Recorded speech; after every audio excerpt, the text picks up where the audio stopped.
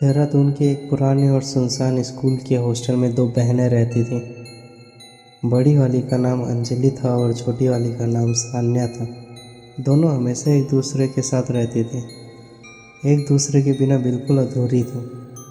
लेकिन एक सर्द और शांत रात कुछ ऐसा हुआ जिसने उनकी दुनिया को हमेशा के लिए बदल दिया। रात के करीब 2 बजे सान्या की नींद खुली। उसे टॉयलेट जाना था। हॉस्टल में वॉशरूम बिल्डिंग के पीछे एक झाड़ियों और अंधेरे रास्ते के पास था। सानिया धीरे से अंजलि को जगाती है।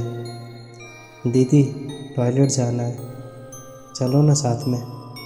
नींद में झुंझुलाई हुई अंजलि उठी, लेकिन बहन की आंखों में डर देखकर बिना कुछ बोले चल पड़ी। अंधेरे में दोनों सर्द हवाओं से कांपती हुई टॉर्च की हल्की रोशनी में चल रही थी। वहाँ पहुंचकर अंजलि बोली, तू जा, मैं बाहर खड़ी हूँ, डर मत, मैं यहीं हूँ। सानिया अंदर चली गई।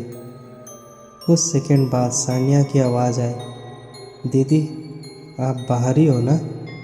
अंजलि बोली, हाँ मैं यहीं हूँ, तू आराम से कर। 1 मिनट बाद फिर वही आवाज़, दीदी, आप बाहर ही हो ना? मुझे डर लग रहा है। अंजलि ने झुंझुला कर कहा, मैं तो यहीं खड़ी हूँ, तू जल्दी कर। फिर कुछ सेकंड तक सन्नाटा। थोड़ी देर बाद अंजलि को बहुत ज़ोर की नींद आने लगी। उसने सोचा ये थोड़ी देर में आ ही जाएगी, मैं जाके सोती हूँ।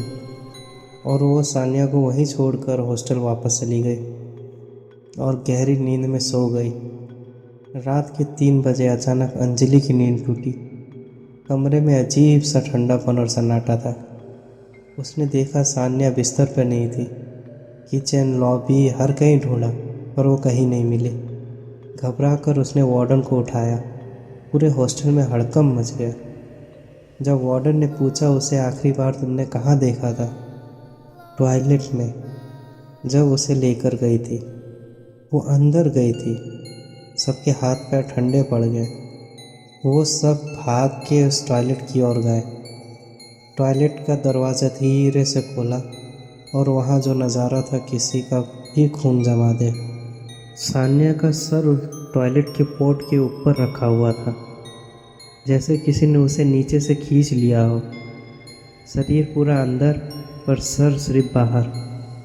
उसके चेहरे पर खौफ ऐसा था जैसे उसने मौत को अपने आंखों से देखा हो।